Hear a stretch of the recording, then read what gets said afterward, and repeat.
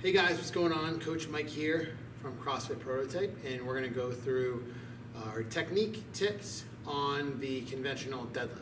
So the conventional deadlift opposed to the sumo deadlift or Romanian deadlift, there's a few different variations, but the conventional deadlift refers to our feet being roughly underneath our hips with a slight break at the knee and at the hips. This is one of the most optimal ways to lift weight from the floor to our hips, so essentially picking weight up off the ground. The setup is a little bit different than our techniques that we would do for some of our Olympic weightlifting movements, such as the clean or the snatch. So we're going to go through what that looks like. So when we set up for a deadlift, a conventional deadlift, what we want to do is we want to approach the bar. I'll show you guys from this angle.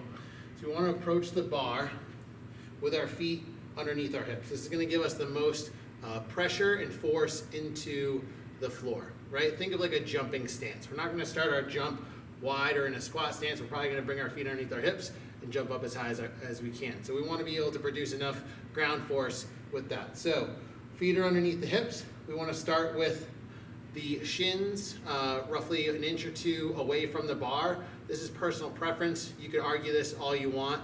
The big thing here is that we're close enough to the bar that we can bring the bar back into our bar to initiate the lift. So again, feet are underneath our hips. From here, we want to place our hands outside of our shins, and we want to create a lot of tension through the bar. So sometimes here at CFP, we like to give us a general reference point, about a thumb length from your shin. That'll give you an appropriate enough room. From here, what we're going to do is we're going to create tension. So what I mean by creating tension is we want to think about driving the shoulder blades down and back and starting to engage your lats and your upper back and your spine. We want our spine to stay in a nice rigid position and think like we're pressing the floor down as we stand the bar up. We don't want to round the back or lose that slack and tension. Think tension through the spine, press with the legs, okay? So our feet are under our hips, we're a couple inches away from the bar, hands outside the shins. From this position, we're going to leverage ourselves down. So we're just gonna pull our hips slightly down until our shins meet the bar. So if you notice here, my knee is now just slightly past my arm, and I'll show you from this angle here.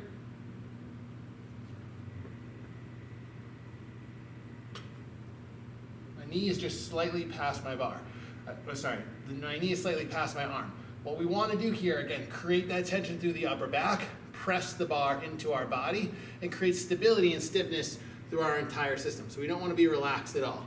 So bar, feet, sit in, tension, pack the chin, gather some breath, push into the ground, and stand that weight all the way up, keeping the bar nice and close to our body. On the descent now, what we want to do, because there's two parts to this movement, right? We're going to pick the bar up, we're going to place the bar down. We don't want to necessarily drop the bar from the top every single time. From here, what we're going to do is bring the hips back. The bar slides down my thighs. When it gets past my knee, I'm going to sink back into that position. And again, if you notice, that bar stays on top of my body the entire time. Something that we want to avoid here is A, pushing the bar away from us, but two, or B, as we descend down, breaking at the knees and getting the bar away from us. So if you notice, if you can see the bar here, the bar is going to stay over the center of my foot throughout the entire lift. We want to keep that stable throughout our entire system. Once the bar moves away from our body, then we start to use those lower back muscles to really just create less stability and work really hard just to keep the bar. If we keep the bar nice and close to us and use our hamstrings, and posterior chain and these muscles, it's going to be a lot more efficient to not only stand the bar up, but be a lot more efficient on your lower back. So again, we'll go through the setup, feet, hands, tension, breath, we push, we can breathe out here if we want, or gather breath back in, hips, bar past the knee, slide straight down. Again, that bar is glued to my body the entire time. I'm already sweating just from doing just a couple of reps here.